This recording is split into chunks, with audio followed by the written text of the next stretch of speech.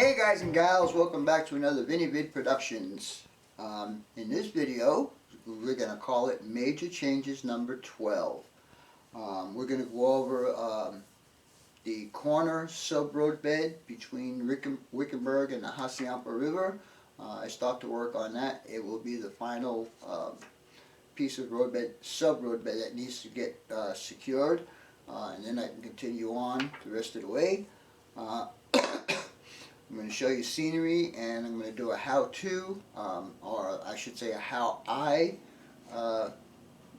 construct mountains, and then I'm going to show you what I have planned for the fascia for the Helix. Anyhow, I hope you guys enjoyed this video. I hope you learned something from it. But anyhow, let's get on with the rest of the video. So stay tuned, and we'll be right back.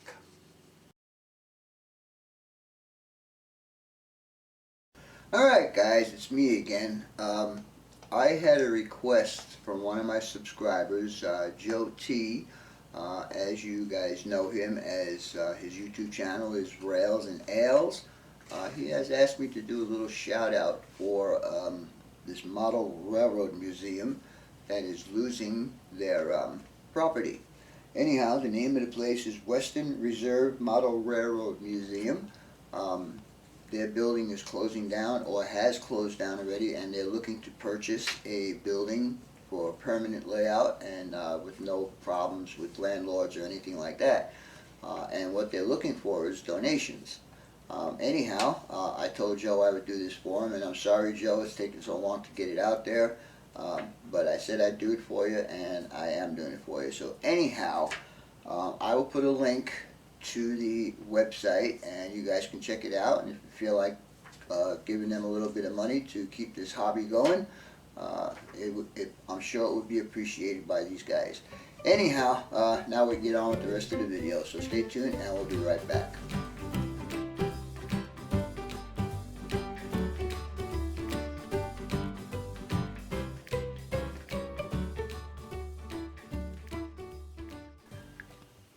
Alright guys, what you're looking at here is the center of the roundabout that is up in Wickenburg.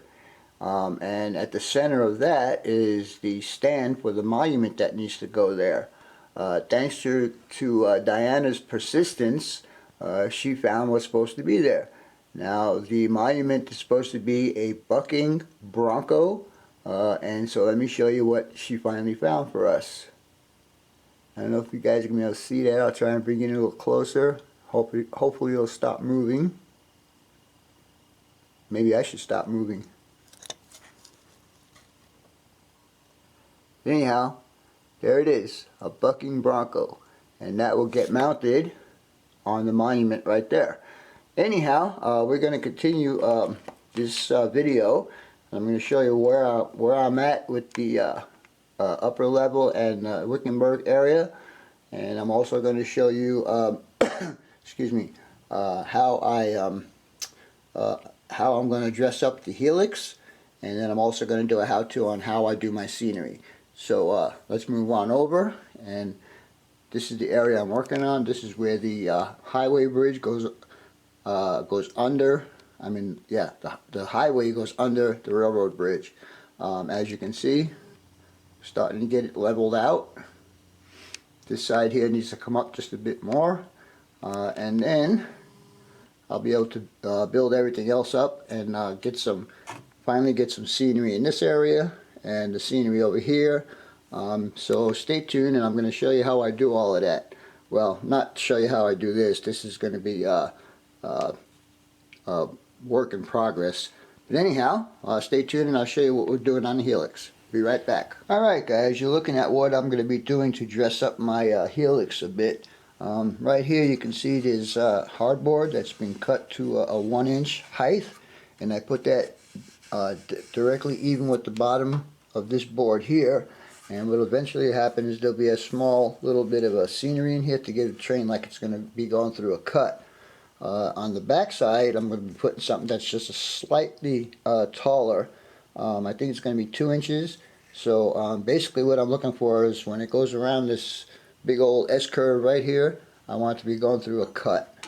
Anyhow, One of my subscribers had mentioned to me in one of my previous videos that this is something that I should be doing, and I had already done it before I saw the comment.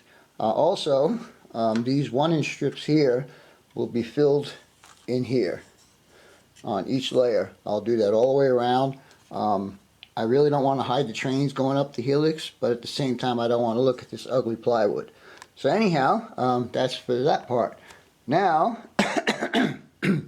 excuse me, the way I'm going to be dressing up the bottom part of this Helix is I'm going to be putting some landscaping here. And as you can see, I started to build my first little mountain here, and I also filled in all along the bottom of the Helix. So anyhow, my how-to is going to be how I construct my mountains. If you're new guys, you've probably never seen this done. You've probably seen a lot of guys using foam and the Woodland Scenics, just the aluminum that you crush and you can form into anything. That all costs money. Everybody gets junk mail. And I'm recycling. That's the way I look at it. Anyhow, stay tuned and I'll show you all the products I use to do these, and I'll give you a little bit of a how-to or how I do it. Stay tuned and we'll be back shortly. Alright guys, let me show you what I've done so far. As you can see, this area here is all newspaper, and I'm going to make it just a bit taller. I want some nice photo shots through here. Anyhow, right here where it comes real close to the edge is just going to be some ground cover, and this corner here is the corner we're going to work on today, and I'll show you what else we had to do. As you can see, all of this is all done up to this space right here, where originally I had the road going straight off of that way. Well anyhow, it's stupid to have it go off under the Helix, so what I'm going to do is I'm going to cover that up, and I'm going to put a new road in. As you can see, it's going to come off just the way it did, except it's going to curve this way and go off the end of the table. And then I also moved this building from where that building is. I just twisted them around so there's something to look at when you're looking down this road. Anyhow, let's get on with the how-to, and we'll see how that goes. So stay tuned and we'll be right back. Alright guys, we'll get on with the how I part of this video.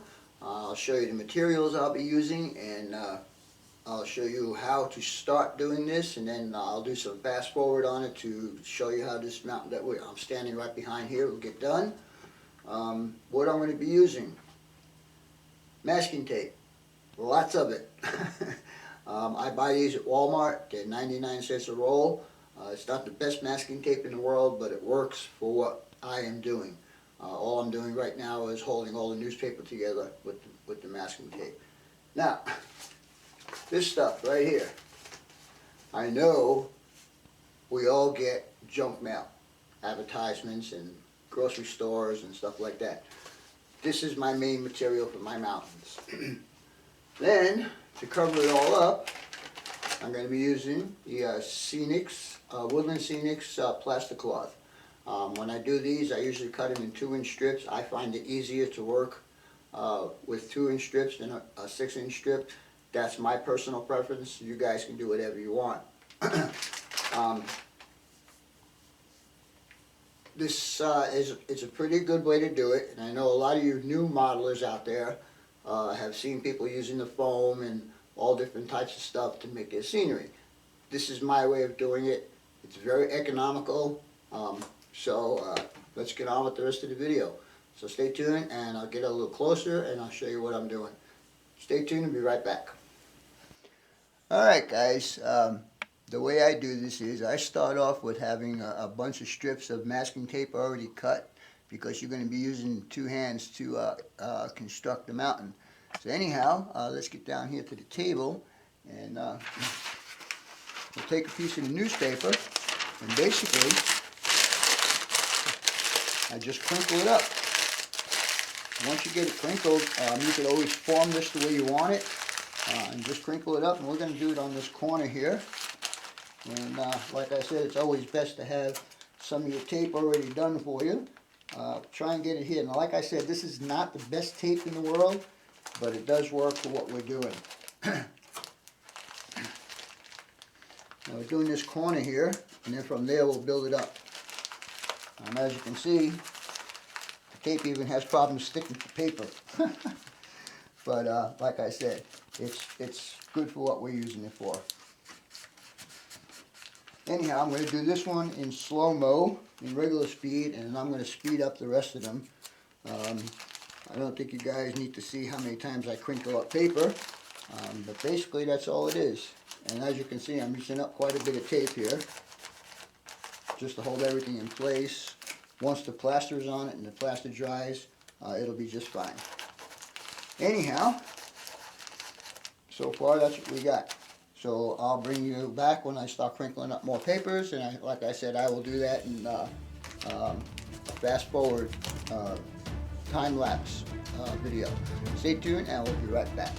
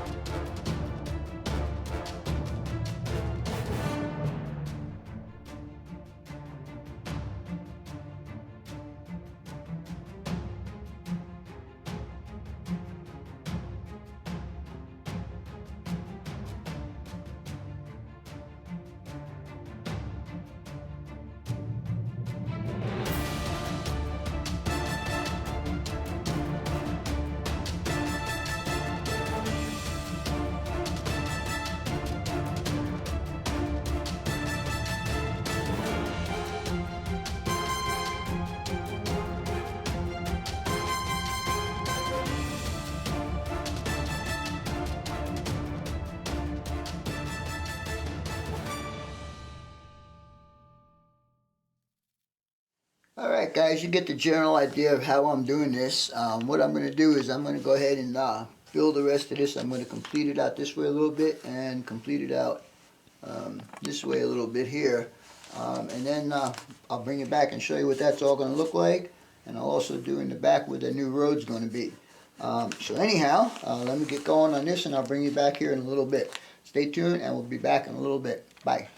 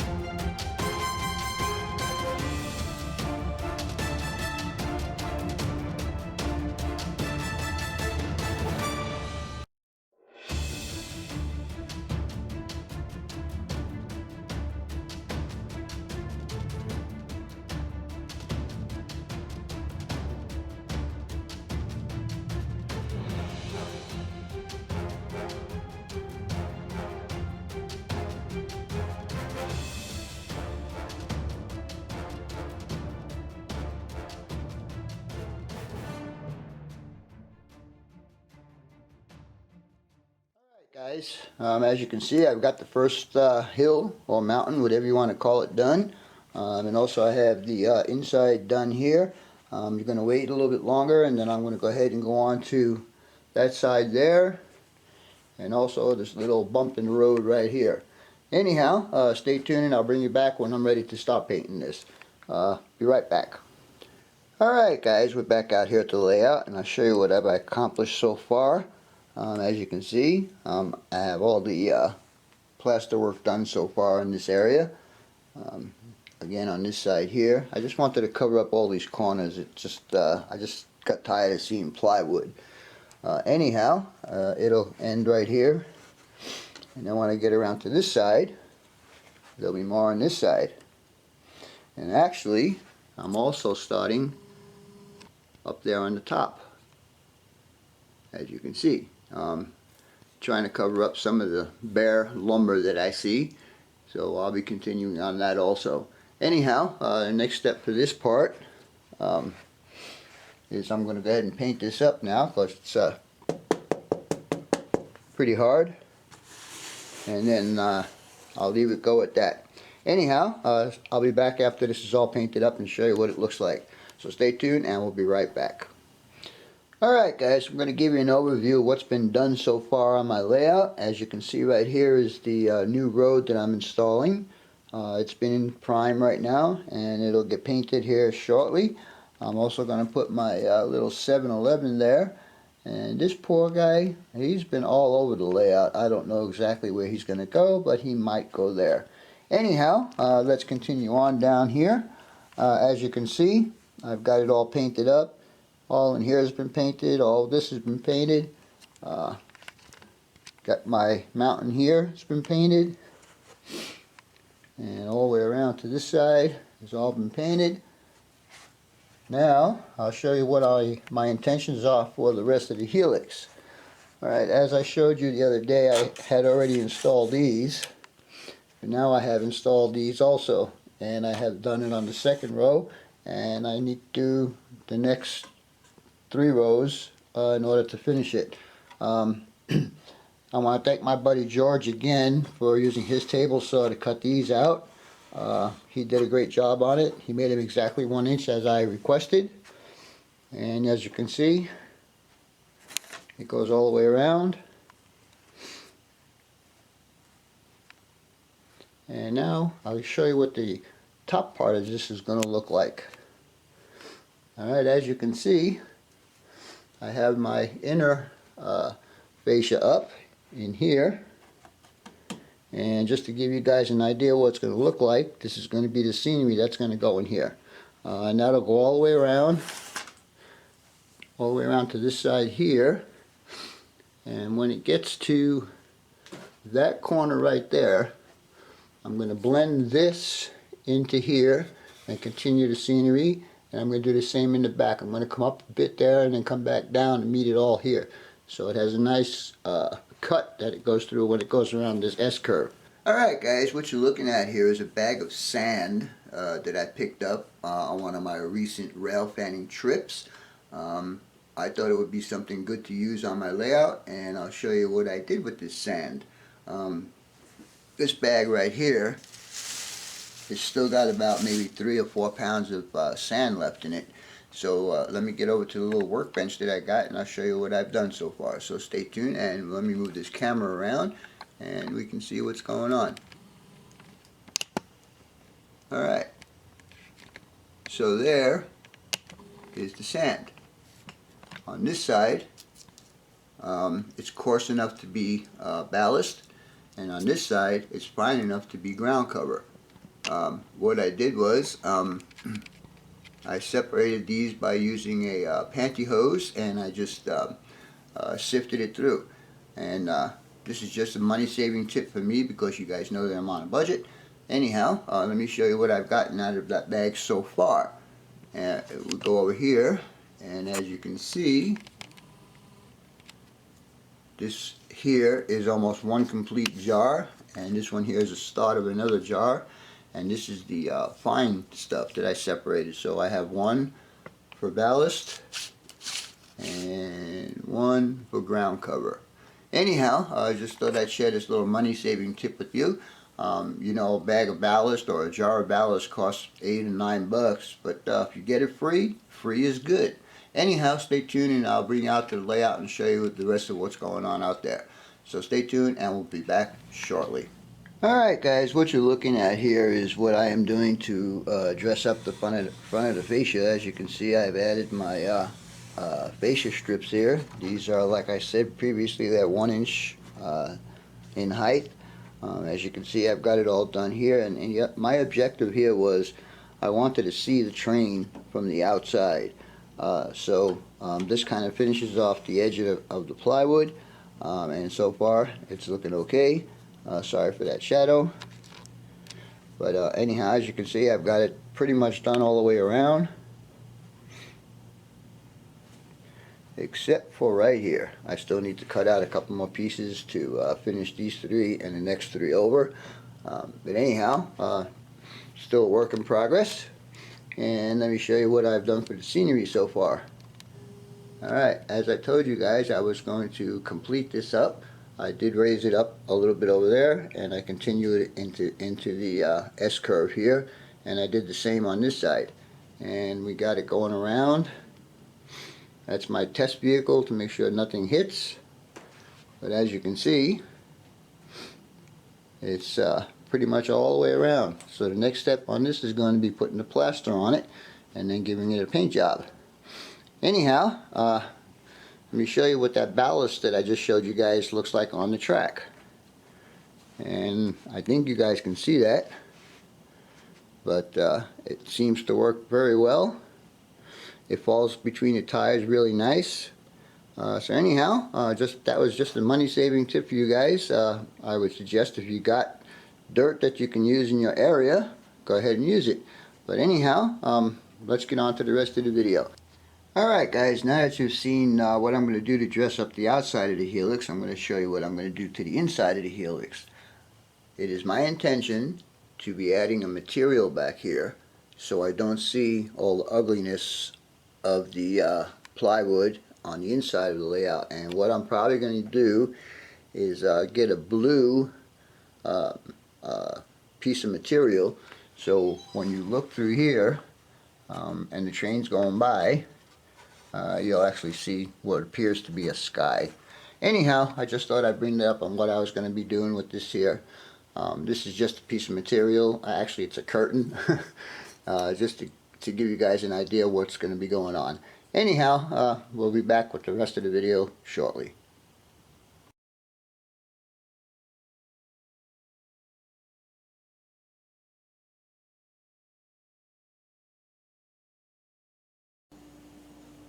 Alright guys, we're out at my work area right now, and what you are looking at right here are the Hykaway bridge abutments and the center support and the other side bridge abutment.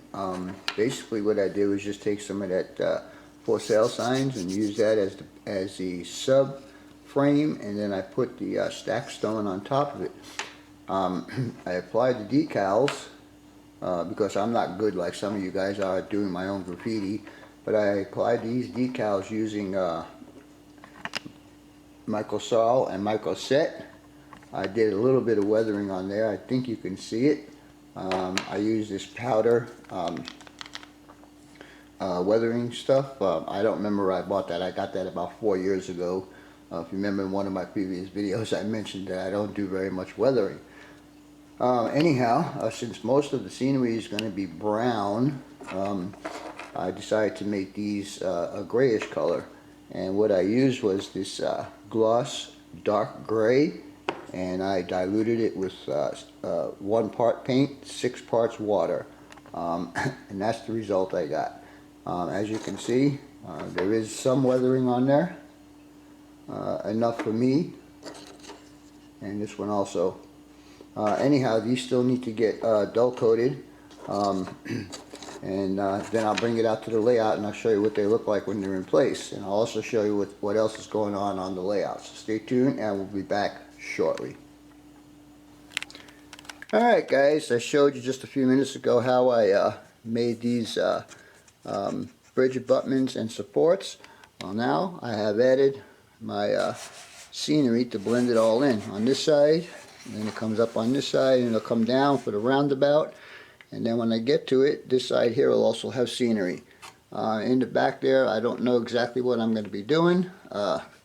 There's supposed to be a hotel back there, and I'm looking into getting one that's pre-built, but anyhow, we'll see how that goes.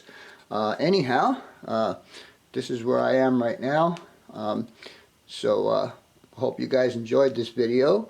And as always, your questions, comments, input, and subs are always welcome. For now, that's all folks. BNSF 6951 out.